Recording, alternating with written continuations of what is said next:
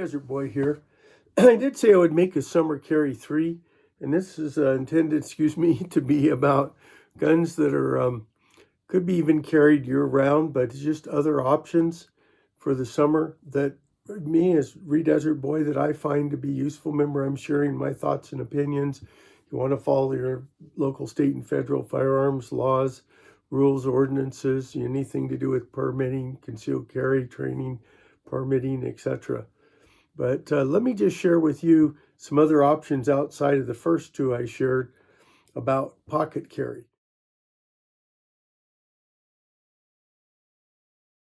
So before I go forward, I'm going to talk about pocket carry one more time.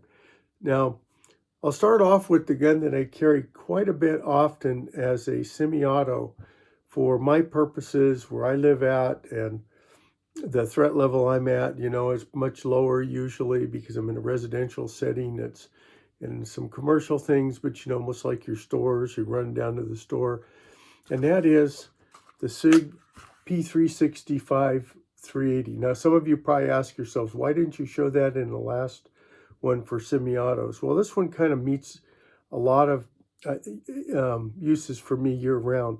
So I not just carry it in the summer, I carry it quite a bit, but for summer, and this is probably my semi-auto I pick up the most often, has this nice titanium colored slide, and it is unloaded. It has no magazine in there, and we can see that there's nothing in the gun. And so it does have this green dot on it, okay? It does have a green dot sight. Well, I can't quite get it to show up there. There is a green dot sight on here, and it works pretty nicely. And I had it out to the range recently, and this one happens to have a safety on it. It is striker fired. It does hold magazines. Some of them have the other little lip on it. I usually have a 95 grain, I believe it is, Hornady Critical Defense in it. It's mine used most often, along with sometimes I'll use the federal self-defense loads as well, and I can't think of the name of them right now. But I think some of those are about 95 also. But anyway, this one meets a lot of things. It does have tritium night sights on it. If you buy it initially and it's set up to be optic ready, this has a 407K green dot on it. I just liked it. I liked the way it looked. I liked the size. And it doesn't have quite the amount of recoil or muzzle flip that a 9 might have. So for somebody who's a little bit older like myself, it might allow me to get back on target. And the optic might make me a little more precise for having a round that's not quite as powerful. It's not as powerful as a 9mm. So, and you can get 10 and 12 round magazines for it. And I usually carry a spare mag and Blackhawk, magazine carrier or something like that.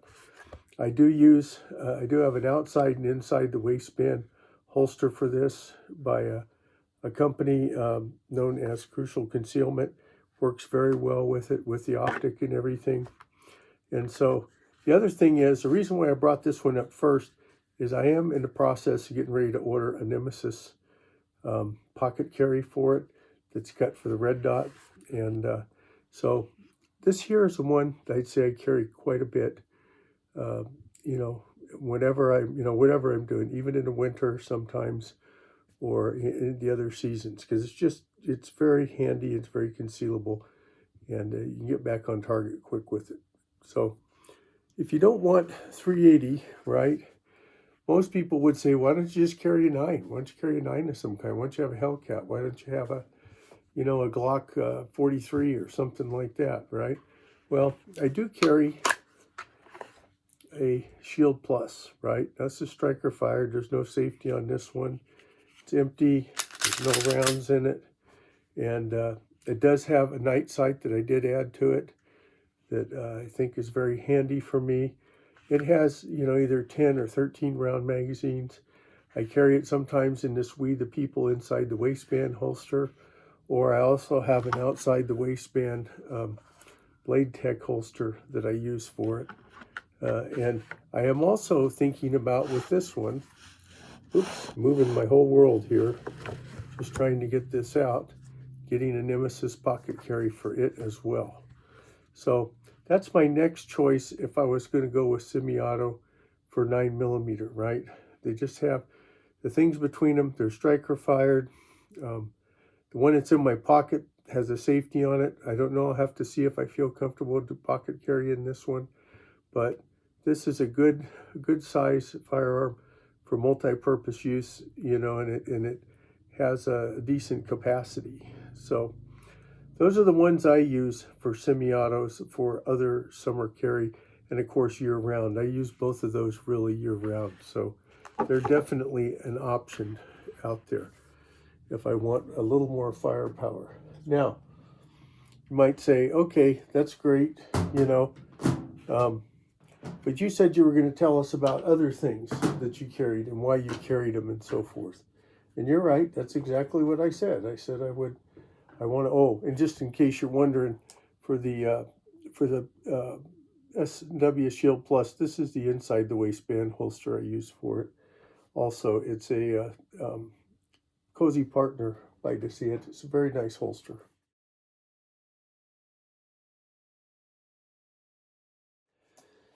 So were you going to show us some other things that you carry in the summertime? Well, I live in Montana, okay?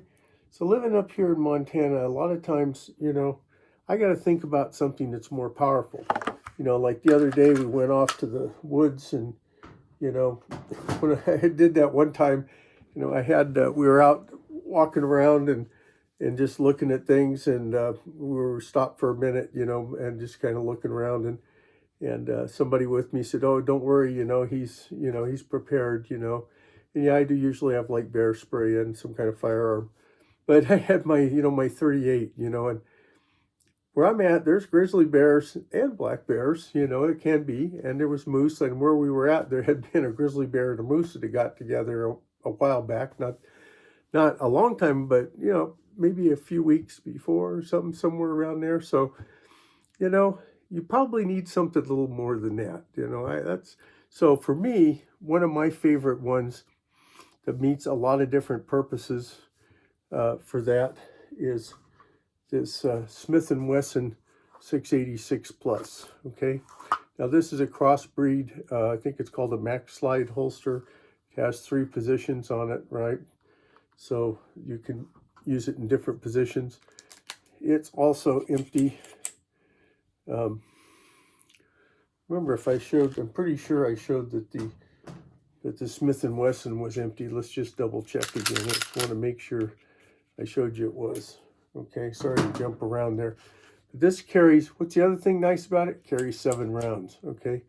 Now when I'm out there, and of course it's got a 3-inch barrel, you know, it shoots very nice, got a fully covered back strap, adjustable sights. When I'm out there with it, sometimes I might carry it more if I was in the woods in something like this hunter holster where it's really outside the waistband. But this other one allows me sometimes to kind of conceal it, provided whatever my cover garment is, you know, is over the top of it. And then I always carry, you know, a couple of extra speed loaders with me. Usually I'll carry 1 speed loader. If I'm in town, I would carry maybe self-defense loads like Hornady Critical Defense or something like that, 125 grain. And then I would carry 1 more of those. But then the other one's going to be something like this Buffalo Bore 180 grain outdoorsman, right? Because, you know, as I said, where I'm at, there's dangerous game. And those come out of there at a pretty good, about 1,400 feet per second. And they're 180 grain, so, you know, they could get the job done. It just kind of depends. But at least you got 7 rounds with that particular 686 Plus and 357 Magnum. Of course, you can shoot 38s and 38 plus Ps in it, but, you know, sometimes it's just best to have the Magnums in it for where I live at, for my purposes. So that's what I do with that. And how else do I carry it? Well, sometimes for a little more concealment, I will carry it in a Galco shoulder holster, which is a significant investment if you ever buy one. They aren't cheap. I always try to catch things like this on sale, and that's what I did. And it has, you know, 2 additional speed loader carriers with it. So that's what I do for more power, right? But I've come across another option for myself for more power. And so what is that? Well, recently you might have seen a video, and I had this particular one. This happens to be a 1791 holster that I'm using outside the waistband. It's empty. It's only 5 rounds, but this is 44 special. 44 special also has the ability to carry self-defense rounds, usually in the 165 grain Hornady or 180 grain Fiocchi or something like that, or 200 grain, I should say. And they're usually going about 1,000 feet per second. It's also lighter. That other gun, the 686 Plus, is like 36 ounces. This is like 28 ounces. Fully covered back strap. Yes, these are out of production, but they can be, they're robust enough to handle significant, rounds, and they also have adjustable sights. You're not just a snubby nose more with fixed sights. And you can get, ammo wallets, if you want to carry ammo like that, or like me, you carry them in a speed loader case, something like this. But you can also get hard cast ones for this. And buffalo bores, I think, come out, or Underwood, I should say. Theirs are about, I think they have a semi-wad cutter that comes out at about 1,000 feet per second, but it has 444 pounds and I think it's hard cast. Or like the buffalo bore has a 255 grain semi-wad cutter that I know is hard cast, and it comes out of there at a pretty significant weight rate too. So this kind of gives me the ability to carry a gun that's not quite as heavy as the 686 Plus, has a very large caliber, and is able to handle, dangerous game or the two-legged kind of threats that I might run into, or other types of situations where I can use self-defense ammo. So it gives me that flexibility. So just something to share with you about that. This is how I usually carry it right now. I'll probably work on getting other holsters for it, but that's the one I kind of use right now. And so that's my power ones. And I bring that up because here, you go out in the woods or you're traveling around and stuff, and you get out there, once again, moose, black bears, brown bears, or grizzlies, as you may have called them. They're all real things. And you got to have something that's, hopefully, if you're really going to be in those areas, long gun's always best for something like that. But this gives you another option besides, just carrying a 38 or something around that may not be powerful enough. Now, I do have other options. I'll speak about one other revolver option. This is my Ruger LCR. I know these videos are a little long, but covering a lot of ground. 5 rounds, 357 Magnum, double action only on this one. Crossbreed, super tuck holster. Used this for a long time. Very handy. I have other holsters for it. I have a Blade Tech and some other ones. Usually use speed loaders like this J-Clip R from Zeta 6 with it. It gives me the ability to shoot something up to 357. Usually I have 38 plus P in it, or you could put 38s in it, but it gives me a smaller revolver to carry around and still have some significant power if I thought I really needed it. So when do I use that one? Well, that one would kind of be like, yeah, I could use it when I'm traveling and I can have enough power, but hopefully I'm not going off too far off the main roads or anything, because it's probably not going to have enough barrel and muzzle velocity to significantly stop some threats that would be, dangerous game, but you could probably stop a few of them. So just something to think about.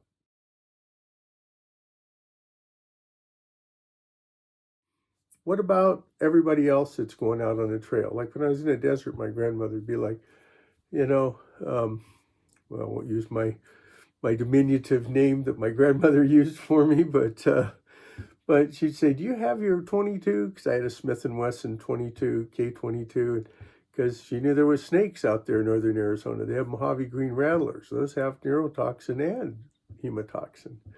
So she always wanted to make sure I had that with me. Of course, my grandmother carried a 1903 Colt, the little, what they call hammerless, which has an internal hammer, little 32 ACP named Bang Oliver. She carried into almost being 80 with her. But anyway, well, a lot of times people are just in areas where they need something to protect them against varmints or critters or whatever.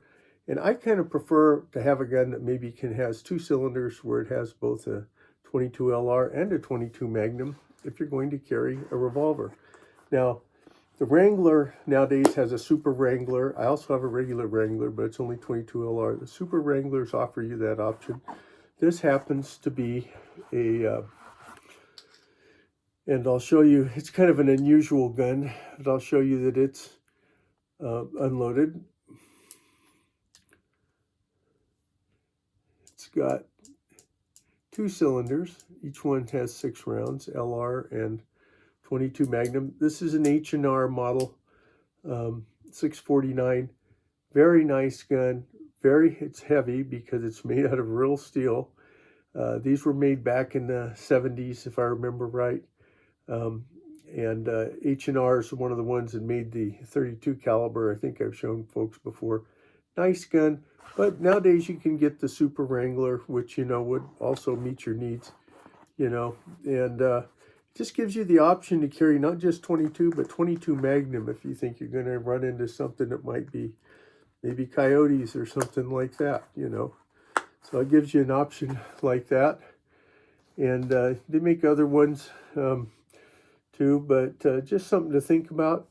Some folks may say, no, I just want a little 22, you know, auto to carry around with me out there in the woods. Now, I had a Walther WMP, which was a 22 Magnum auto, and it was a pretty cool gun. I gave it up because I just didn't use it that much or take it to the range after I moved up here. That wasn't going to be enough for wandering around, but for plinking, I have one of these. You can see that the magazine is empty. These are easy to load because they have this little pull-down type things on them. They don't rack too badly. They're pretty easy to rack. You can see it's empty. It has a dual safety on it. This particular auto happens to have a magazine disconnect on it, and it has a threaded barrel. You know, you may be in a place where you can't have threaded barrels, so they do make them, to my understanding, still without the threaded barrel. And it's got a nice set of sights on it. It's about the size of an S&W Shield, so it's really good for training, but also could be handy to have in the woods. You got 10 rounds at 22 LR. And so maybe that's another option for being out there on the trail. You got to evaluate what your purpose and use is for things. And, you know, finding extra magazines for a gun like that that's in production, that's pretty easy. These are all empty too.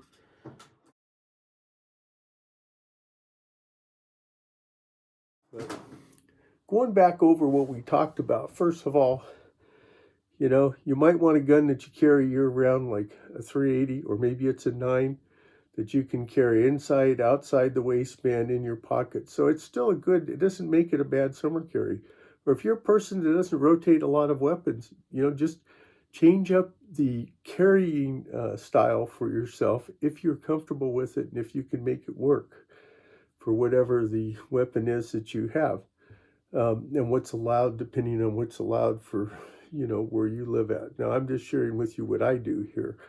So that's what I do, is I have these different ones, the 380, 365, P365, and that Shield Plus. They work very well for me, kind of fitting that year-round role.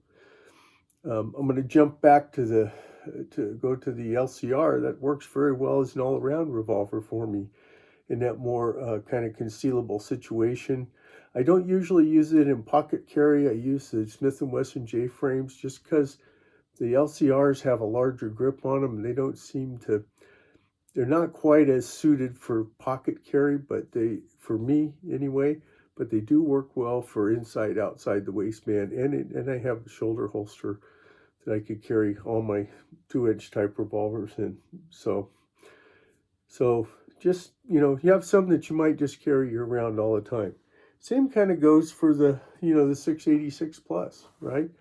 It's a pretty handy a gun to have. You can, variety of ammunition, you know, strengths you can put in it, 38 plus B. 357, just like the LCR. And, you know, with a 3-inch barrel, it's not overly bulky, but it is 36 ounces. So, and you have varying ways you can carry it. So we live somewhere where you need more power. You know, you're out there, you get out in the wilderness or you're out in the woods or whatever. That may be an option. For me, I found the Rossi M720 in 44 special. But they make other guns in 44 specials. And Ruger makes them. I think they make one of their GP100s in that. They also have single action ones. It's a very good round because you can have a lot of power in it or you can use it for self-defense. So that's another option. And the M720, what made it attractive was it was lighter too. Now it's only got 5 rounds versus the 7 rounds in the other one. And then lastly, you know, 22s. You know, 22s are still handy for a lot of folks, you know, not only to practice with and not, you know, break the bank, but with 22 mag too, if you have a revolver that has both cylinders, like a Super Wrangler or these H&Rs, and there's some other ones around that are like that, where they have both cylinders. I think Diamondback makes one. I think Chopper or something. I know what it was. It was Cimarron made one called the Plinkerton. I don't know if they make it anymore, but a lot of those have 2 cylinders you can get for them, just like the Heritage Arms. That's another one. They're very inexpensive. You know, it gives you an option of having a little more power if you're out there, or if you just want a semi-auto. Sometimes having some of these, like the Smith & Wesson 22 Compact, you know, it just allows you to load easy. It's got the little side notches here to help you when you're pushing your rounds down in there. You can pull that down versus using a Blula or, you know, wearing your fingers out trying to load them. And it's equipped with a safety, and once again, it's about the size of, say, a Shield Plus, so it'd be good maybe for training, you know. So I know it's a really long video, but I just kind of wanted to cover those bases. Let me know what you think. I probably should have broke it up into 2 parts, but sometimes I'm just trying to communicate the best I can. Most of my videos coming up, I'll probably be more time aware, try to keep them under 8 to 10 minutes. And hopefully you'll be able to feel like you got time to watch them more than these long ones. So, Sri Desert Boy always says, be safe out there, whatever you're doing. Bye now.